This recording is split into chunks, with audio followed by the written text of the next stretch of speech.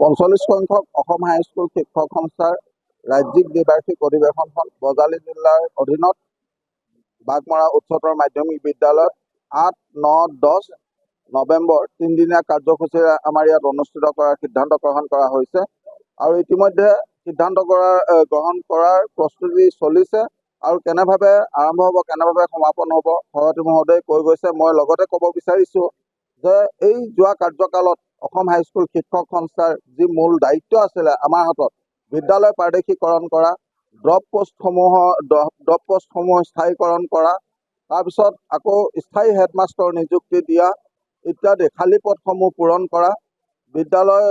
আন্তঃগাঁথনি উন্নতি কৰা ইত্যাদি সকলোবিলাক দিশ কম্পিউটাৰ টিচাৰৰ নিযুক্তিৰ ক্ষেত্ৰতে হওক বা অন্যান্য ক্ষেত্ৰতে হওক সকলোবিলাক দিশ আমি অসম চৰকাৰৰ মাননীয় মুখ্যমন্ত্ৰী আৰু শিক্ষামন্ত্ৰীৰ সৈতে আমি আলোচনা কৰিছিলোঁ আৰু তেখেতসকলে আমাক আশ্বাস দিছিলে এই অক্টোবৰ মাহত হ'বলগীয়া অধিৱেশনত আইন এমেণ্ডমেণ্ট কৰি হ'লেও আমাৰ এই সমস্যাসমূহ সমাধান কৰিম বুলি পেলাই তেখেতসকলে আশ্বাস দিছিলে। আমি আপোনালোকৰ মিডিয়াৰ জৰিয়তে মাননীয় মুখ্যমন্ত্ৰী আৰু মাননীয় শিক্ষামন্ত্ৰী মহোদয়লৈ আমি অসম হাইস্কুল শিক্ষক সংস্থাৰ মজিয়াৰ পৰা আহ্বান জনাইছোঁ যাতে তেখেতসকলে আমাৰ এই যি প্ৰাপ্য সুবিধাখিনি অসম হাইস্কুল শিক্ষক সংস্থাৰ শিক্ষকসকলে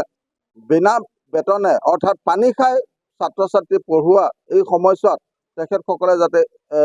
বিদ্যালয় প্ৰাদেশিকৰণে হওক ড্ৰপ পোষ্টসমূহ নিয়মীয়াকৰণ কৰি দিয়াই হওক বা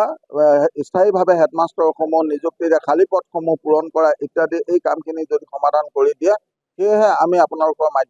মাধ্যমৰ জৰিয়তে অসম হাইস্কুল শিক্ষক সংস্থাই অসম চৰকাৰলৈ আহ্বান জনাইছোঁ। পোনপ্ৰথমে আপোনালোকলৈ আমি ধন্যবাদ জ্ঞাপন কৰিছোঁ অসম হাইস্কুল শিক্ষক সংস্থাৰ তৰফৰ পৰা। 45 সংখ্যক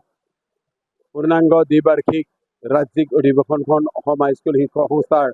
এই বাঘমাৰা অঞ্চলত অনুষ্ঠিত হ'ব আৰু এই বাঘমাৰা অঞ্চলত ৰাইজৰ সহায় সহযোগিতা সকলো শিক্ষক কৰ্মচাৰী দল সংগঠনৰ সহযোগত বিভিন্ন জাতি জনগোষ্ঠী ধৰ্মাৱলম্বীৰ সহযোগত অনুষ্ঠিত হ'ব আৰু আমি আজিৰ এই সভাত মানে 45 সংখ্যক এই দ্বিবাৰ্ষিক ৰাজ্যিক অধিৱেশনখন কেনেকৈ সৰ্বাংগ সুন্দৰ হয় বা কৰিব পাৰি এই বিষয়ে আমি আকুল আহ্বান এটা সংস্থাৰ তৰফৰ পৰা এই আদৰণীয় সমিতিৰ সমূহ সদস্যসকলক আমি আহ্বান জনাইছোঁ আৰু আমি আশা কৰিছোঁ এই যিহেতু নেকি শিক্ষা কেন্দ্ৰ বজালী পাঠশালা বা এই সাংস্কৃতিক প্ৰাণকেন্দ্ৰস্থলী মানে পাঠশালা বাঘমাৰা বজালী অঞ্চলৰ সমূহ ৰাইজৰ পূৰ্ণাংগ সহায় সহযোগিতাৰ মাজেৰে এখন সৰ্বাংগ সুন্দৰ অধিৱেশন হ'ব আৰু আমি ইয়াৰ প্ৰতিগৰাকী স্থানীয় ব্যক্তিৰ সবল সহায় সহযোগিতা আমি আন্তৰিকতাৰে কামনা কৰিছোঁ। ই যি দল সংগঠনেৰে নহওক যি জাতি জনগোষ্ঠীৰে নহওক আৰু আমাৰ মাজত থকা সমূহ শিক্ষক কৰ্মচাৰীসকলৰ বা বিভিন্ন শিক্ষক সংগঠনৰ আজি প্ৰাথমিকৰ পৰা এমইৰ পৰা এমভিৰ পৰা কলেজলৈকে আমি সকলো শিক্ষক সংগঠনৰ পূৰ্ণ সহযোগ বিচাৰিছোঁ। ছাত্ৰ সন্থাই হওক যুৱ ছাত্ৰ পৰিষদেই হওক নিখিল বড়ো ছাত্ৰ সন্থাই হওক বা বিভিন্ন আমাৰ এই অনুষ্ঠান প্ৰতিষ্ঠানসমূহৰ এই বজালীবাসীৰ বা বাঘমৰা অঞ্চলৰ বিভিন্ন অনুষ্ঠান প্ৰতিষ্ঠানৰ সমূহ